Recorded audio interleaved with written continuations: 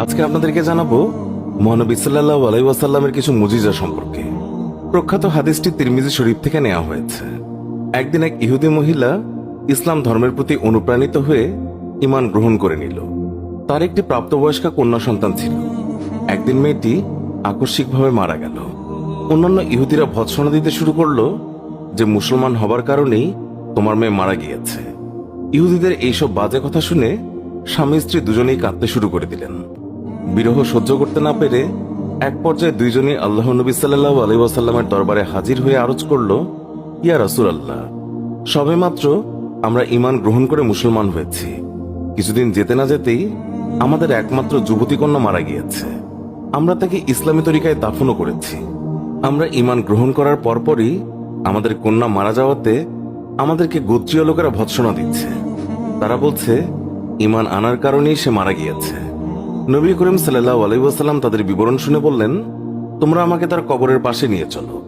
রাসূলের নির্দেশ মোতাবেক তারা তাকে একটি পাহাড়ের পাদদেশে নিয়ে গেল। সেখানে দাঁড়িয়ে ইশারা করে বলল, ওই যে পাহাড়ের উঁচুতে আমার মেয়ের কবর। এরপর নবী করিম সাল্লাল্লাহু আলাইহি ওয়াসাল্লাম নিচে দাঁড়িয়ে বললেন, হে আল্লাহর বান্দা। নবী করিম সাল্লাল্লাহু আলাইহি ওয়াসাল্লাম ডাকছে, তুমি বেরিয়ে এসো। নবীজির এই কথা শুনে সাথে সাথে কবর চিরে মেয়েটি বেরিয়ে এলো এবং ছুটে গিয়ে মা বাবার সঙ্গে সাক্ষাৎ করল।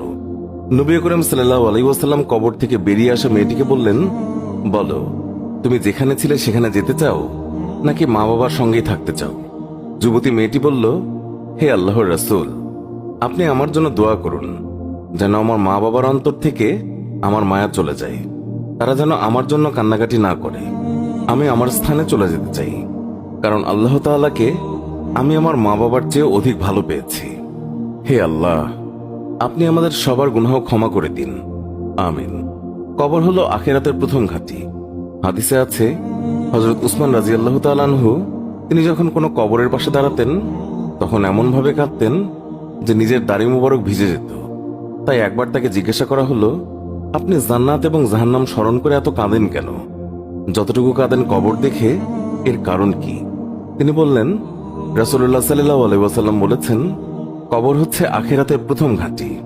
এখানে যদি কেউ রক্ষা পেয়ে যায় তাহলে পরবর্তী সব ঘাঁটি তার জন্য সহজ হয়ে যাবে। আর এখানে যদি কেউ রক্ষা না পায় তাহলে পরবর্তী সব ঘাঁটি তার জন্য খুব কঠিন হবে। তিনি আরো বললেন, রাসূলুল্লাহ সাল্লাল্লাহু আলাইহি ওয়াসাল্লাম বলেছেন, মেরাজের রজনীতে আমি যত ভয়াবহ দৃশ্য দেখেছি তার মধ্যে কবরের আযাবই হচ্ছে সবচেয়ে ভয়াবহ। তিরমিজি, হাদিস নাম্বার 2308।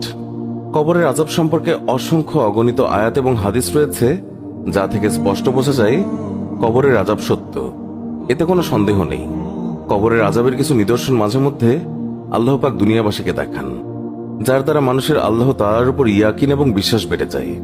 যেমন শাইখুল হাদিস আল্লামা জাকারিয়া রাহমাতুল্লাহ আলাইহি ফাজায়েলে আলম কিতাবে একটি ঘটনা উল্লেখ করেছেন, যা এক ব্যক্তি তার এক আত্মীয়কে কবর দিতে যেয়ে টাকার থলি কবরে ভুলে ফেলে আসে। তারপর মনে পড়লে গোপনে কবর খুঁড়ে টাকার থলি আনতে গেল। গিয়ে দেখে কবরের মধ্যে দাও দাও করে আগুন জ্বলছে। এই আগুনই হলো কবরের আযাব। কবরের আযাব সম্পর্কে হাদিসে অনেক ধরনের শাস্তির কথা উল্লেখ আছে। যেমন হাদিসে আছে, কবর হয়তোবা জান্নাতের বাগান সমূহের মধ্যে হতে একটি উল্লেখযোগ্য বাগান, অথবা জান্নাতের গর্ত সমূহের মধ্যে হতে একটি গর্ত। কবরবাসী যদি নেককার হয় তাহলে তার কবর হবে জান্নাতের বাগান, আর যদি বদকার হয় তাহলে তার কবর হবে জাহান্নামের গর্ত। কাশফের অধিকারী এক বুজুর্গ ব্যক্তি এক গ্রামে যান। তাকে দেখে সেখানকার লোক বলল, হযরত, এখানে এমন একটি কলসি আছে, কোনো সময় তার পানি ঠান্ডা হয় না, সবসময় গরম থাকে। এই ব্যাপারটি কি তা আমাদের বোধগম্য নয়। তিনি বললেন, ঠিক আছে, কলসিটি আজ রাতে আমার কাছে রেখে যাও। লোকেরা কলসিটি এনে তার কাছে রেখে গেল। সকালে তিনি তাদের বললেন, এবার দেখো কলসির পানি ঠান্ডা হয়েছে কিনা। দেখা গেল পানি ঠান্ডা হয়ে গেছে। লোকেরা আশ্চর্য হয়ে এর কারণ জিজ্ঞাসা করলে তিনি বললেন, এই কলসিটি এক মুর্দার মাটি দিয়ে তৈরি করা হয়েছিল, আর তখন এই মুর্দাকে বারজাখে আযাব দেওয়া হচ্ছিল। সেই আযাবের প্রতিক্রিয়া এই কলসির মাটিতেও ছিল।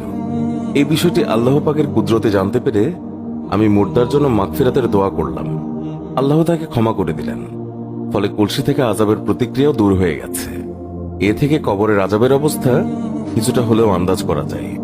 কবরে আযাবের সাপের কথা বর্ণনা দিয়ে একটি হাদিসে বর্ণিত হয়েছে, রাসূলুল্লাহ সাল্লাল্লাহু আলাইহি ওয়াসাল্লাম বলেছেন, পাপীদের শাস্তি দেওয়ার জন্য কবরে এমন এক বিষাক্ত সাপ নিযুক্ত করা হবে, যে সাপের বিষ তো দূরের কথা, যে সে যদি দুনিয়াতে একটি নিঃশ্বাস ত্যাগ করে, হে আল্লাহ, আপনি আমাদের এই কবরের আযাব থেকে মুক্ত করে দিন। আমিন।